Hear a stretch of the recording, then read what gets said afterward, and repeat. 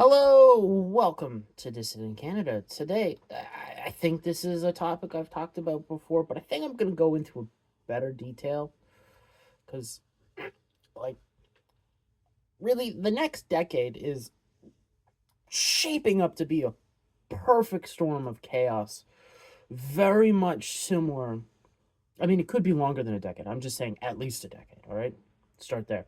But it's shaping up to be very, very similar to what happened post World War II, where everybody was trying to gain as much control. And you had the whole globalization thing take over, but now you're seeing globalization slowly, at least now, unwind itself, and you're going to have a very similar, you know, I guess the best way you could really describe it is a Game of Thrones. The good seasons, or like the first couple books, really good. Anyways, for control of just opened new territory, like you could very well see the Russians make a more dominant play for Europe. I'm not saying military aggressiveness, but you could very well see um, plans to continue to make, say, Hungary, um, Serbia, Turkey, um, like all the currently kind of friendly or even very friendly to Russia European states, make them even more friendly and bring them over into their block of thinking. Whereas you'll probably see after the Ukraine war, the United States, especially under Donald Trump, make moves to secure whatever he deems as his part of Europe, and may make moves to solidify Poland so that there's no rapprochement there. Not that there's a high likelihood of rapprochement between Russia and Poland.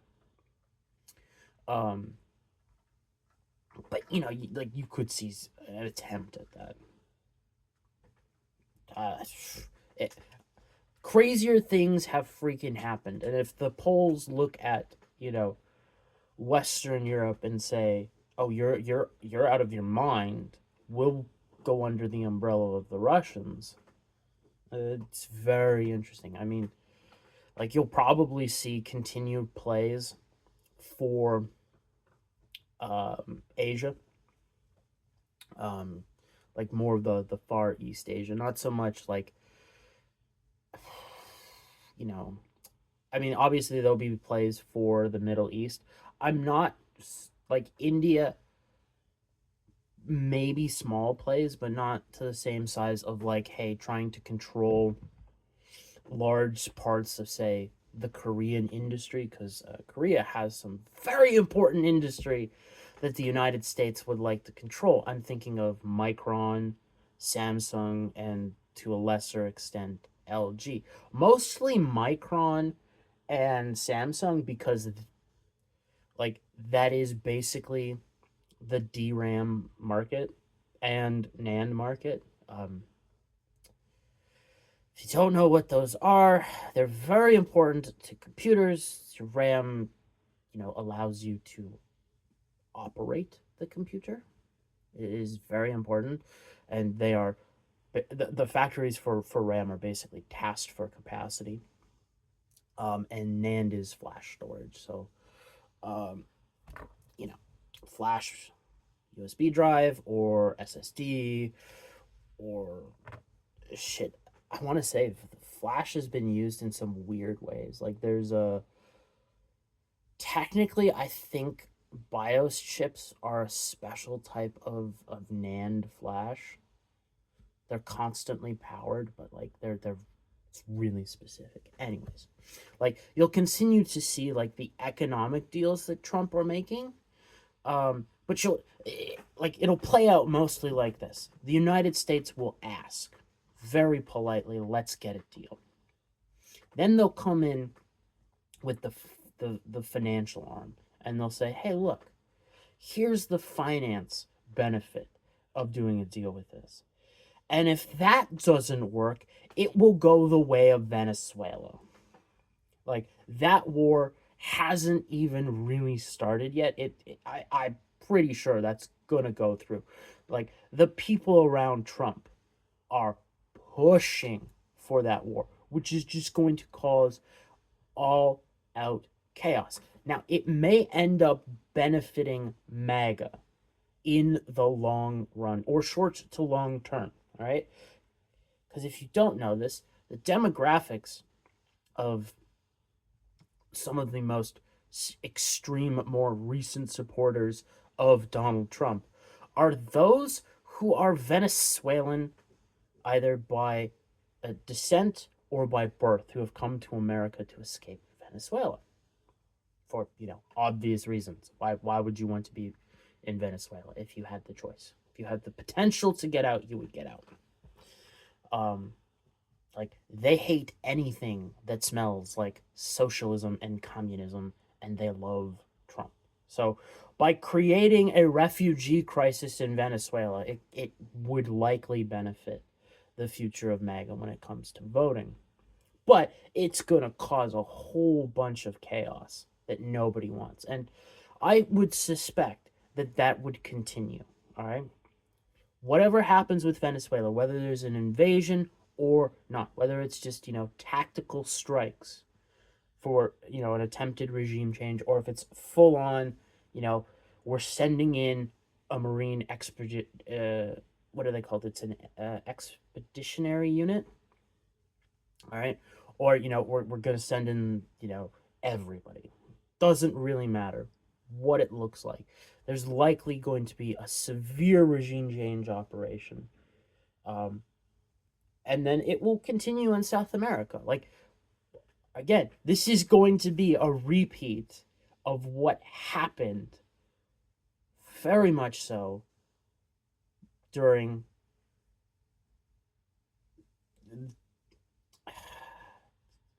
like not so much the 50s, but 60s, 70s, and 80s of the Cold War. That's what it's likely going to look like. Of proxy wars are probably the easiest thing to sell. Wars are extremely hard for the time being. They'll probably be towards the end of this chaotic decade. But you can also see, like, the way Trump is doing with trade and, the potential sanctions and sanctions on certain countries. You will see a weaponization of the dollar like you will never have thought possible.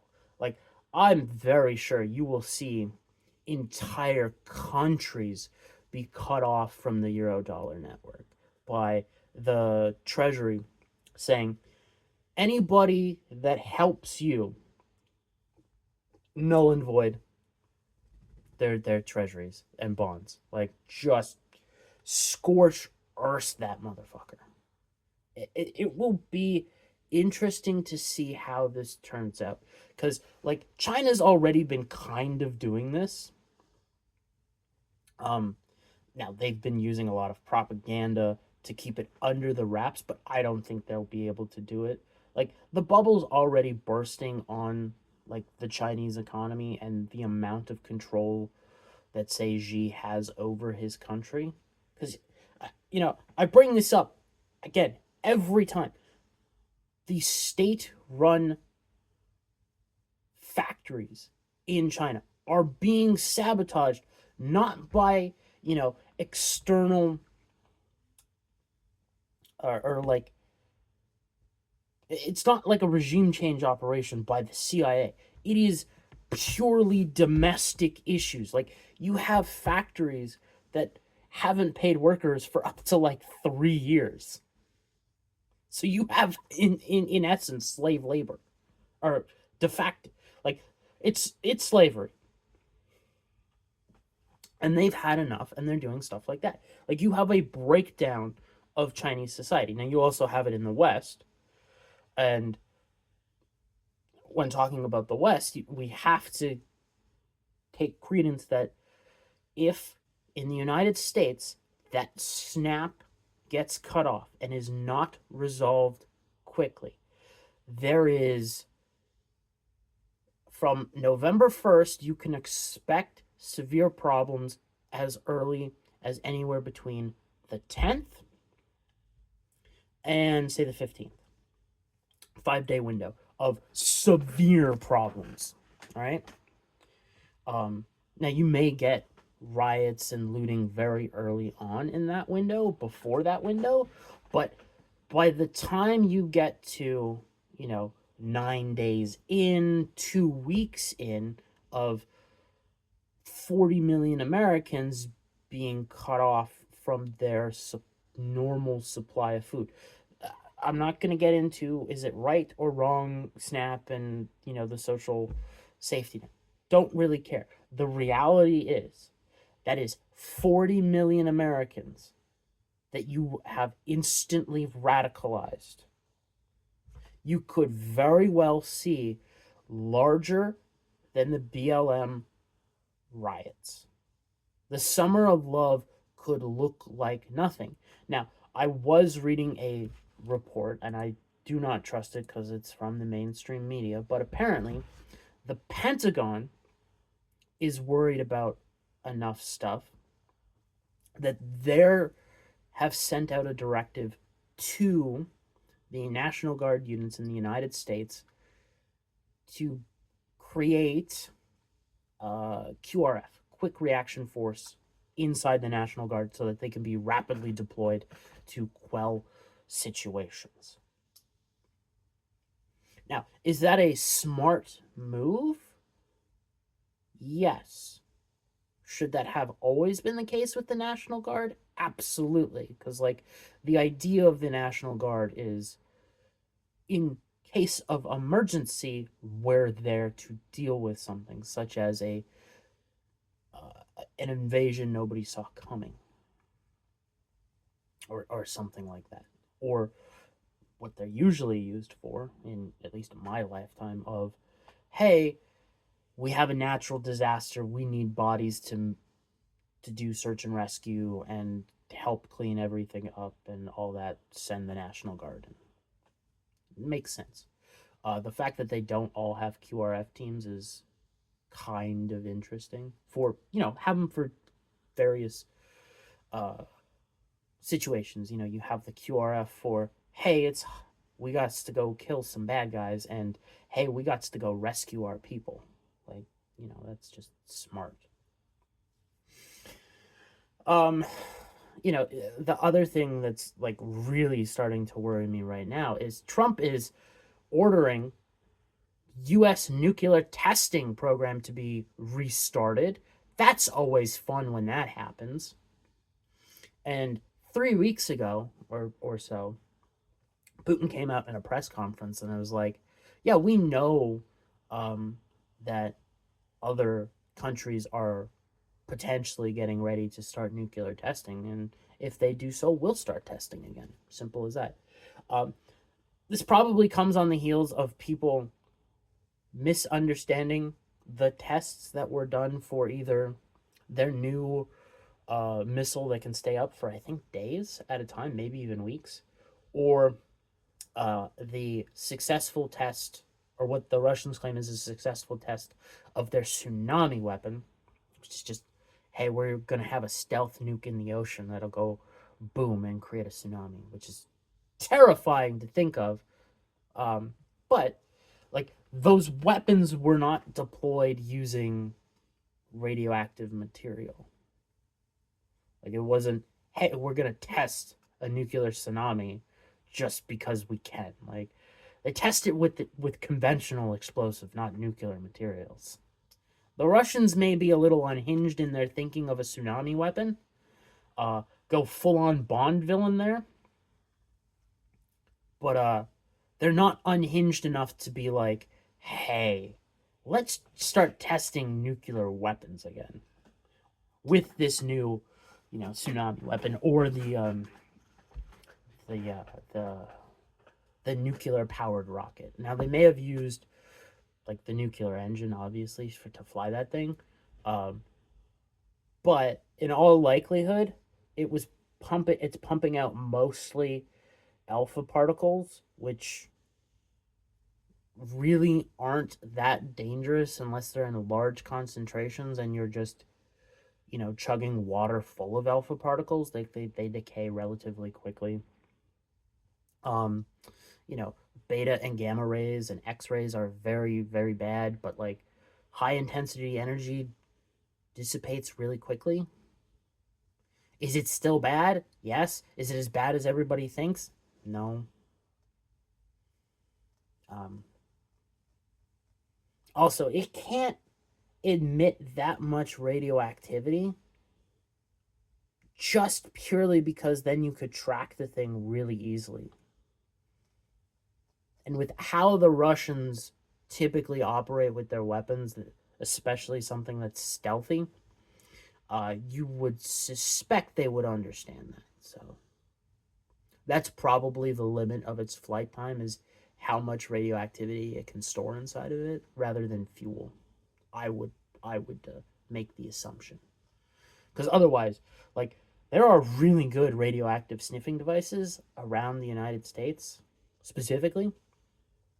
Um, you could easily pick that thing up and probably target it with conventional weapons. At least that's my take. Now, I'm not a weapons expert, but whatever. Um, the other thing I'll mention here before I wrap it up is the European Union in general. After Ukraine and they look weak and feckless, they're going to almost immediately pick someone they can bully and bully the ever living hell out of them so that they can at least pretend we're not weak and feckless. Now, they may go into an effort where they sucker the United States into something, but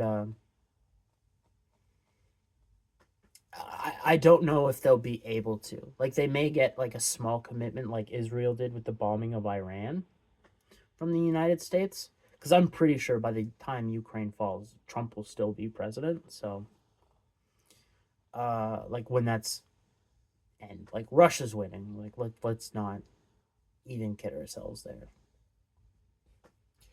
Maybe we should make some type of rapprochement with the people we've pissed off and now have, you know, nuclear tsunami capabilities. Maybe we want to make, at least it known that we don't want to fuck with that shit. Hey, I'm not saying appeasement, but like, the real politique of the situation is nobody on Earth wants to deal with a nuclear tsunami. Nobody. Maybe don't mess with the Bond villain when they have nukes and you really can't do anything about it. Yeah, so just to wrap up, I think it's very much going to be a repeat of the Cold War. You'll have proxy wars everywhere. I don't think you'll get too many hot wars where like the United States officially steps in. I think you'll get few on small scale, but nothing to say. I don't know why it's stuck in my mind. It's probably because it's the first piece of media that really I interacted with that had the idea of resource wars. Is an old like launch title from the Xbox 360 days. What is it? Frontline Fuels of War. If I'm remembering correctly, it was about control over oil fields. If I'm remembering correctly, it may have been rare earths, but I'm pretty sure that only really came about as a topic with like Battlefield, or not Battlefield, Call of Duty Black Ops 2.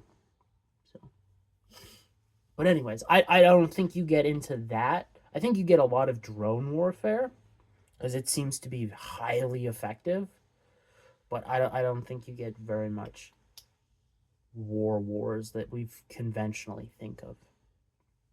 Probably more backing of, say, you know, if the Taliban and the Pakistanis continue to go at it, you may see the U.S.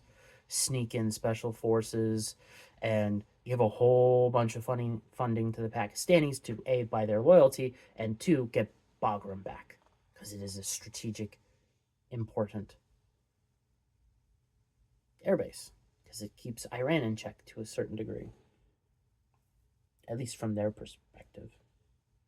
You may even see back to Iraq. Like, that would be crazy. I don't think they could get away with that for at least another 10, maybe 30 years, back to Iraq. Like, the fact they went back to Iraq like 3 times, yeah, that's a fourth is a hard sell to the American public. But I really do think you will see nation states themselves start really thinking through the deglobalization process of like, oh, we actually are uncoupling from our standard supply chain. How are we going to get certain things reliably? I would suspect that Canada starts really ramping up drug production, manufacturing. I also, again, I have stated multiple times, and we will ramp up mining and oil production in all likelihood. If the oil companies can make a business case for that. There is problems with that because of the way the economy is working. The demand for oil is not massively increasing, so it's not really viable to start massive extraction of oil to then refine it.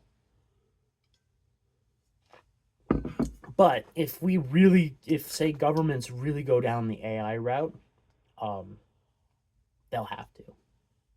Oil's so important for the production of basically everything in AI. Petrochemicals are everywhere, my friends. Just go ask, where are petrochemicals used? Just the top industries. You may be surprised, you may not be surprised, but petrochemicals, very important. I would also suspect that like the idea that's come about again of spheres of influence, you very much start hearing that from major players. So from the big guys in the United States, you'll probably hear, well, you'll hear the equivalent of, we want China out of Central and South America because that's our sphere of influence. You'll hear the Europeans say, we want North Africa, get the Russians out. It's our sphere of influence. Or, get the Russians out of Belarus and Ukraine because that's our sphere of influence. The Chinese will continue to do what the Chinese have been doing. So, anyways. That's the video for today. Hope you have a good weekend. Monday, I'm thinking about talking about the Canadian dollar and how there's a chance that it's going to do a reversal. It'll be very interesting to see whether or not. I'm going to make my case. This is Dissident Canada. I will give you dissident opinions and dissident information. And this is very much dissident from basically everybody. And it basically depends on what the Bank of Canada does when it comes to actual money printing. So we'll have to talk about the money eggs and how you read that and what actually constitutes money printing. So it'll be very financially focused, but also maybe it'll help you plan for the future because, the Canadian dollar is quite important to Canadians' future. Or if you're outside of Canada and you're watching, hello, it may be a good investment. I don't know. I will not recommend the Canadian dollar as an investment. I will not make investment recommendations.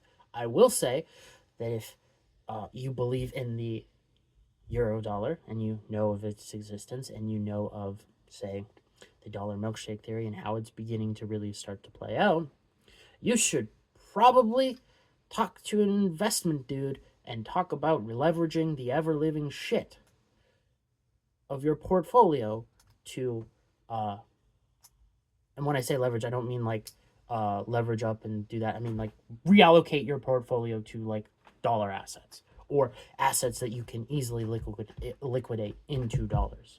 Whether that the commodity is sold and everything in dollars, like say oil or gold, or if it's just, dollar denominated debt or U.S. stocks. I'm just putting it out there. Like, that's pretty much my plan going forward. I'm not recommending it to anybody else. Is once I make the plays that I've been making, it's go into the U.S. Even though I think there's a potential reversal for the Canadian dollar. The time may work out that it will be very, very good for me to cross over to the U.S. dollar. But talk about that Monday. Again, until then, have a good weekend.